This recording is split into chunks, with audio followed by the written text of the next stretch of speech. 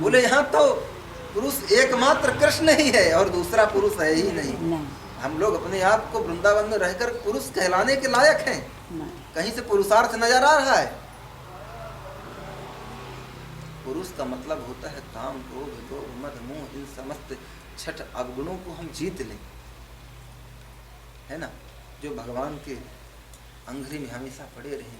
हम लोग पुरुषों में आते अपने आप को, तो कहा कि पुरुष यहाँ एकमात्र कृष्ण है, बाकी यहाँ सब नारी है, यहाँ सब नारी है, पुरुष एक कृष्ण है। जब जीव गोस्वामी ऐसे उच्च स्वर से ऐसे वक्तव्य सुस्पष्ट सुने तो उनके छवि को देख करके कहा कि ये तो कोई हो न हो पूर्व जन्म की गोपी ही हो सकती है, और गोपी थी ये मैंने पहले आपको बताया है।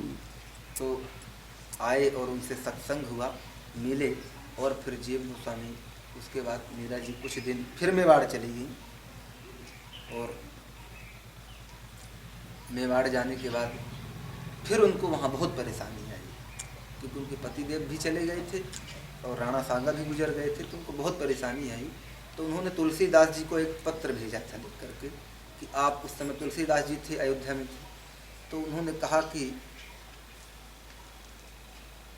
कौन सा पद है, वायु जी मैंने राम राम, तुलसीदास जी ने पत्र में लिख करके भेजा था उधर से कि बैरी यद्यम परम स्नेही जाको प्रिय न राम अवैधी, जाको प्रिय राम, बोले कि मीरा जी पत्र में लिखा कि जिसको राम प्रिय नहीं है, जिसको कृष्ण प्रिय नहीं है, वो मेरी बैरी है, वो मेरे दुश्मन है। और सच भी यही है, जहाँ राधा नाम की मस्ती न हो छोड़ दे उस बस्ती को,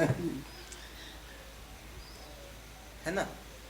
तो क्यों, बोले जो भक्त नहीं है उसके पास रहो, वो दुश्मन से बड़ा दुश्मन है तुम्हारा, और कुछ नहीं कर सकता। तो मीरा जी वहाँ रही, फिर कुछ दिन बाद छोड़ करके वो रणछोड़ चली गई, और वहाँ जा कर के रणछोड़ भगवान के मुखमंडल में अपना समस्त शरीर अवग्रहण कर दिया, और उसके बाद उनकी एक चुनरी बची थी पीछे, एक चुनरी रह गई मीरा की। बोल भक्त वत्सल भगवान की जय। इस तरह से मीरा जी के प्रसंग रहा। कहने का मतलब है कि जरूरी नहीं कि हम कृष्ण के ही भजें, राम को ही भजें, राम कृष्ण में कोई अंतर नहीं है, दोनों एक हैं, है ना। राम जी की भी अल्लड़ अल्लड़ भक्त हुए। एक संत थे, अयोध्या में रहते थे, तो वो उनको शिष्य बनाने की बड़ी दिलचस्पी थी। किसी किसी को होता है शिष्य बनाने की बड़ी दिलचस्पी होती कि हमारे शिष्य बन जाए, हमारे शिष्य। कोई सिद्ध ही होते हैं, बिरले होते हैं कि शिष्य बनने को तैयार, आज तो आलू टमाटर जैसे शिष्य बनाते हैं और बाद में बन जाते हैं, फिर भटक जाते हैं। इसलिए शिष्य गुरु भी सोच समझ के बनाना चाहिए, ताकि अपना जिंदगी एक बार मिली है, इसको ऐसे किसी के हाथ पे ना सौंप दो, सोच समझ के संवारना चाहिए। तो उनको भी बड़ी दिलचस्पी रहती थी, तो उनका कोई शिष्य बनने को तैयार नहीं रहता था। यदि मान लीजिए कोई उनके पास आता भी, पर ऐसा नहीं था, वो आज के जैसे लोगों के जैसे नहीं थे, वो बड़े सिद्ध थे, क्योंकि वो सबको शिष्य बनाते नहीं थे।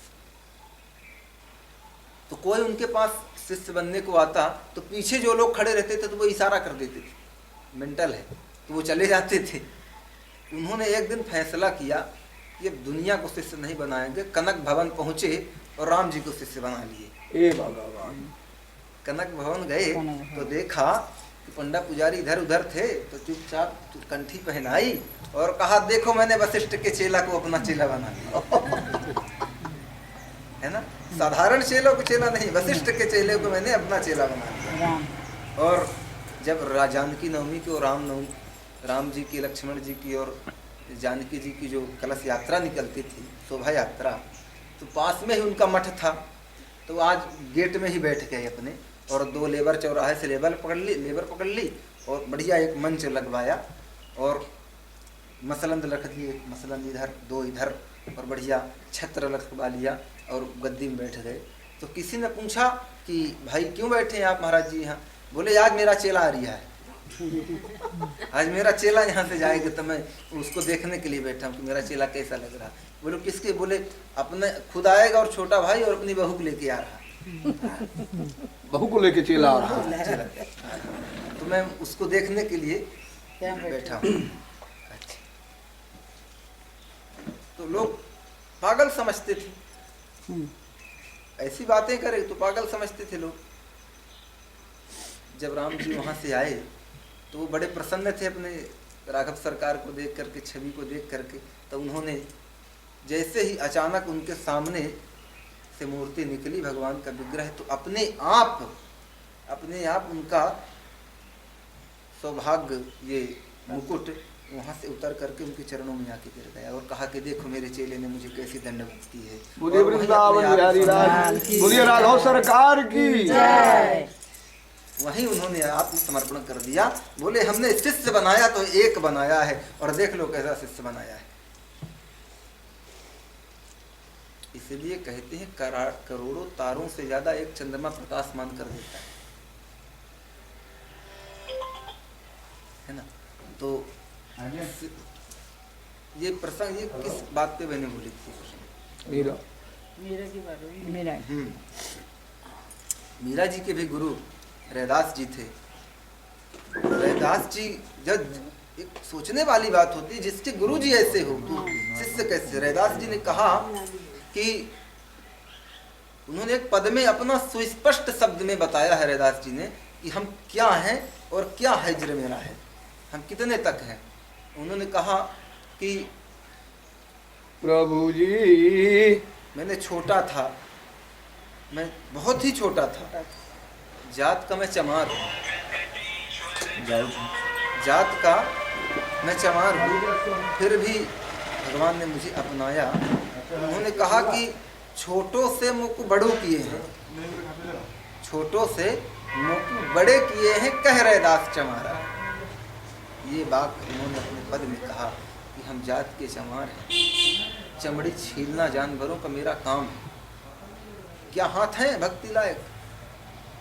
पर गुरु रामानंदाचार्य जी ने ऐसी कृपा की कि हमको राम जी से मिला दिया। बोल वृंदावन बिहारी लाल की जय, है ना। तो उनके शिष्य मीरा जी, कहने का भाव है कि जब अच्छे गुरु हों तो शिष्य भी उनके वैसे ही होते हैं। केशव काश्मीरी भट्टाचार्य आपके कश्मीर में विराजते थे। वहाँ पे एक शिष्य उनके बहुत दिन से उनसे गुरु दीक्षा लेना चाहते थे, बहुत दिन से गुरु दीक्षा लेना चाहते थे, पर उन्होंने मना कर दिया कि मैं आपको गुरु दीक्षा नहीं दूंगा। बोले कि अच्छा आप गुरु दीक्षा नहीं देंगे मगर मुझे गुरु दीक्षा लेनी है। बोले अच्छा ठीक है, गुरु दीक्षा लेनी है, ठीक है, तो बताओ क्या कि मेरे गोद में तुमको कुछ दिख रहा है? कहा है क्या मेरी गोद में आपको कुछ दिख रहा है? बोले सरकार आपके चरण की कृपा से मुझे कुछ नहीं दिख रहा है, आपकी गोद में कुछ नहीं दिख रहा। अच्छा, तो बोले कि जाओ गोवर्धन चले जाओ और वहाँ 12 वर्ष की परिक्रमा लगा करके आना, अब फिर आके बताना कि मेरी गोद में कुछ दिख रहा कि नहीं दिख रहा। जब दिखेगा तो गुरु दीक्षा दूंगा, नहीं तो नहीं दूंगा, नहीं तो नहीं दूंगा। तो फिर वो 12 वर्ष परिक्रमा गोवर्धन में लगा करके आए और वहाँ परिक्रमा लगाने के बाद फिर जब आए तो पूछा कि क्या तुमको मेरी गोद में कुछ दिख रहा है? कहा कि सरकार आपके चरण नख की कृपा से आपके चरण ही दिख रहे हैं और कुछ नहीं दिख रहा। अच्छा, कहा फिर से जाओ। फिर से 12 वर्ष गोवर्धन की परिक्रमा लगाए, यही गोवर्धन जी की गोवर्धन की आज हम पूजा करेंगे। फिर से गोवर्धन की पूजा परिक्रमा लगाए और फिर आए, फिर कहा कि कुछ दिख रहा? बोले कुछ नहीं दिख रहा। फिर गए तो 12, 24, 36 वर्ष लगातार गोवर्धन का परिक्रमा लगा के आए और फिर केशव काश्मीरी के पास आकर के मिले। तो केशव काश्मीरी जी ने कहा क्या मेरी गोद में कुछ दिख रहा? बोले हाँ सरकार आपके चरण की कृपा से नील सरोरो नीलमणि नीर नीर हृदय श्याम, एक बाल कृष्ण मुझे आपकी गोद में दिखाई दे रहा। कठोर तपस्या करने के बाद शिष्य ने गुरु ने अपनाया। जब इस तरह की हृदयंगम भक्ति होती है तो कृष्ण भी हमसे दूर नहीं रहती। और शिष्य भी ऐसे बनाना चाहिए कि ना नाम करे तो बदनाम भी तो ना करे, अपने कर्म के वजह से हमको फेमस ना करे तो कोई बात नहीं, बदनाम भी ना करे। क्योंकि कई कई ऐसे होते हैं कि कई शिष्य के वजह से गुरु फेमस हो जाते हैं, कई शिष्यों के वजह गुरु की वजह से शिष्य फेमस हो जाते हैं, और कई कई ऐसे होते हैं कि दोनों चौपट हो जाते हैं, है ना। गोपियों का और कृष्ण भक्ति की प्राप्ति का कोई अध्ययन नहीं होता है, कृष्ण प्रेम का कोई अध्ययन नहीं होता है। प्रहलाद जी ने कहा कि मन में धना निजन रूप सभा ओजस तेज प्रभाव बल पुरुष बुद्धि होगा, इन सब चीज़ों से हम मिलने वाले नहीं हैं, वो सिर्फ एकमात्र प्रेम भक्ति से ही हम प्रदान होने वाले हैं। ध्रुव जी ने स्तुति में कहा भक्ति मोह प्रवहताम त्वयि में प्रसंगो भूया धनंत महता ममला सयानम एनांजसोलवणमुरु व्यसनम भवाब्धि नस्यै भवद गुण कथा मृतपान क्या कहा, भक्ति मोह प्रवाहताम, हे कृष्ण मुझे वहां जन्म दीजिए जहां भक्ति का प्रवाह बह रहा, भक्ति मोह प्रवाहताम त्वयि में प्रसंगो, बोले भूयात अनंत महता ममला शयनम, कृष्ण जहाँ आपके अमल भक्ति रस के रसज्ञ विराजमान हो वहाँ मुझे आप जन्म दे दें, ताकि हमारा जीवन हमेशा आपके चरणों में निहित रहे। इसलिए चाहे हम राम के रहें या फिर कृष्ण के रहें, पर कहीं किसी के तो रहें, है ना। ऐसा एक पद में कहा है, दास रघुनाथ का नंद सुत का सखा, दास रघुनाथ का नंद सुत का सखा, कुछ इधर भी रहा कुछ उधर भी रहा।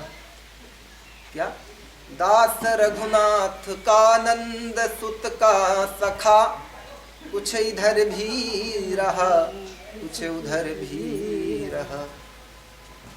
बोले राघव सरकार का दास हूँ, भगवान श्री कृष्ण का सखा हूँ, थोड़ा इधर भी रहता हूँ थोड़ा उधर। दास रघुनाथ का नंद सुत का सखा, कुछ इधर भी रहा कुछ उधर भी रहा।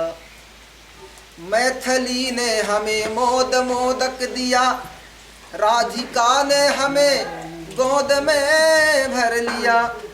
मैथिली ने हमें मोद मोदक दिया, राधिका ने हमें गोद में भर लिया। मातृ सत्कार में मग्न होकर सदा, कुछ इधर भी रहा कुछ उधर भी रहा। बोले जब जनकपुर जाता हूँ तो जानकी जी अपने गोद में बैठाती हैं, वृंदावन जाता हूँ तो श्री राधिका जी अपने गोद में बैठा लेती हैं, है ना। कुछ इधर भी रहा कुछ उधर भी रहा। बोले इस जमाने में ऐसे भी हैं, इस जमाने में कुछ लोग ऐसे भी हैं, ना इधर के रहे ना उधर के रहे। इस जमाने में कुछ लोग ऐसे भी हैं, ना इधर के रहे ना उधर के रहे। बिंदु दोनों तरफ ले रहा है मजा, कुछ इधर भी रहा कुछ उधर भी रहा, है ना। कहने का मतलब कि राम कृष्ण दो एक हैं, अंतर नहीं निमेष। उनके नयन गंभीर हैं, इनके चपल हैं। हम इधर रहें चाहे उधर रहें, हमारा प्रेम कृष्ण राम के चरणों में स्थापित होना चाहिए। हम संसार में कहीं भी रहे, मतलब ये नहीं है हम कहीं भी रहें, हमारा लक्ष्य सही होना चाहिए। हम चाहे गृहस्थ में रहें या चाहे सन्यासी वर्ग में रहें या चाहे फिर वानप्रस्थी रहें, जहाँ भी रहें, हमारा जरूरी नहीं कि हम बैरागी बनने के बाद ही कृष्ण को पा सकते हैं, है ना। जरूरी नहीं कि हम गृहस्थ धर्म को छोड़ने के बाद हम कृष्ण को पा सकते हैं, और जरूरी ये भी नहीं कि हम गृहस्थ में रहकर पा सकते हैं। बोले हमारा निर्वाह सही होना चाहिए,